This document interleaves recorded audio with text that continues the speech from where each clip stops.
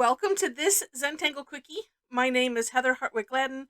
I'm a certified Zentangle teacher, and today we're going to take a look at the tangle Puchong from CZT Michelle Lim. This is a neat one, and nice and simple, and has a really neat look. All right, starts off with a squiggly line, and I'm actually going to draw mine. I like it opposite the way Michelle has done it in the step out. So I am going to start it. Well, I'm just going to draw one here. And you know, curvy line, however you want it, as I said. Bottom of it, we're going to add an orb. Then, in this one, the next step, I actually split it out into two just because I wanted to. I wanted to for me. So at the bottom here, we're just going to make a nice curved line right at the top of that orb.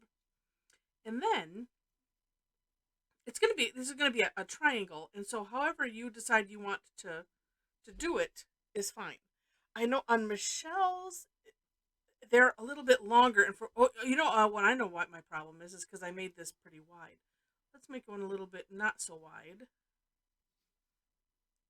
And see, yeah, and then naturally I just want to go up higher.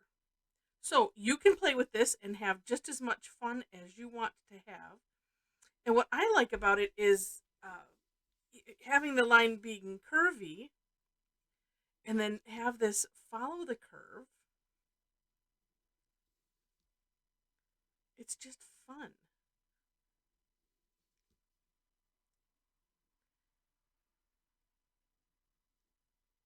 And your little triangles can be however you want them to be.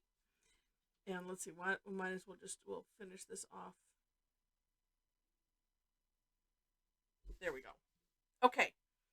Next step, we're going to utilize the hollow bow technique. And so we're going to start at the base again.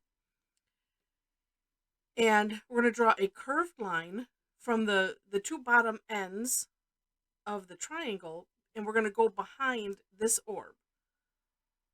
And of course, you can decide, how big of a curve line you want there. And then all of the ones coming up from that, we're going to do the same thing, but we're going around the tip of that triangle.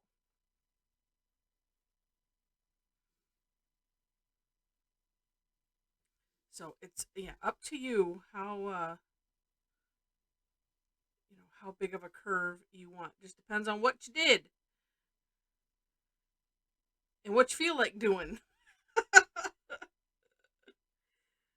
All right. And that's it. It just has a neat look. And then you can finish it up however you want to. The first thing I'm going to do, though, is let's add some graphite where it looks like it should be. Oh, here we go. And that is actually I'm gonna put it on the bottom of the triangle. And this is hard because I have a little space, and I'm bringing it down. I kind of want the whole thing to be shaded gray, but it can be darker at this tip here, or on that edge.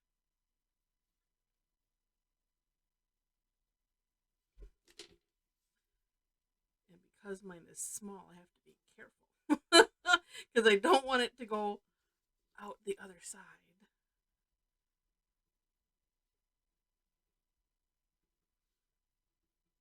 And that's kind of a fun idea to play with. I play with this idea a lot in other things that I do, not just outside of Zentangle, where I'll put where I want the color to be the darkest, and that's kind of like my way of shading it. It works with colored pencils and other things, and then as you blend it out into the the open, and you just get a natural gradient, and it's just neat. All right, and then I also, well, let's see, in my step out, I copied what one of the samples that Michelle has in on below the step out, and that was to fill in every other section with black and fill in every other section, so leaving the other one just natural. But I'm feeling like I want to add straight lines. Oh, yeah. And so what that does is kind of disguises that center line. I don't know if you can see it. This has a bent tip, and I should mark this one as a fill in. I'll do that. I'll write it on the cap or someplace. Oh, and actually then I color in the top so that way I don't grab it. And I put it in another place so that way when I'm just filling stuff in and it doesn't matter, then I grab these. So that way, why waste the ink in a good pen? Oh, I like that. I like how that turned out. And then, yeah, and I think I'm going to leave it like that. So, but since I did that, then I can fill in this the thing at the bottom. There we go. Perfecto. Ah, love it. So at the time of this recording, it's December, and I started a monthly December challenge called Festivus Tangleus 2022. If you're interested in that, go to my website. Link is in the description section, and sign up for the blog so that way you will get posts, and then also you can see the posts that have already happened if you want to get caught up, because I just thought it's just kind of fun to have have a focus on festive tangles and festive regardless of what the festivities are. And this one makes me think of like a chain of bells or something. That's what entered my head when I saw it, and that's why I like to have it going this direction versus the opposite direction. You can do whatever you want, and that's what's fun. So I hope you enjoyed it. If you did, would love to have you click like. Feel free to share it, leave comments, and if you liked it enough to see more, would love to have you be a subscriber to the channel.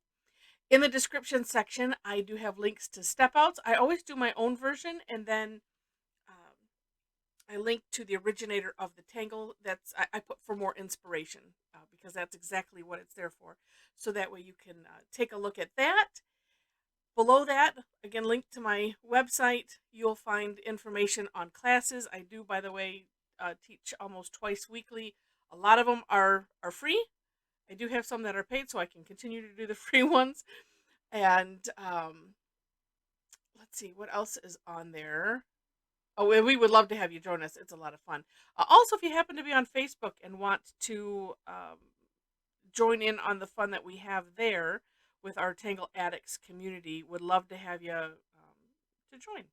So I think that's it. So with that, thanks so much for watching, and I wish you happy tangling.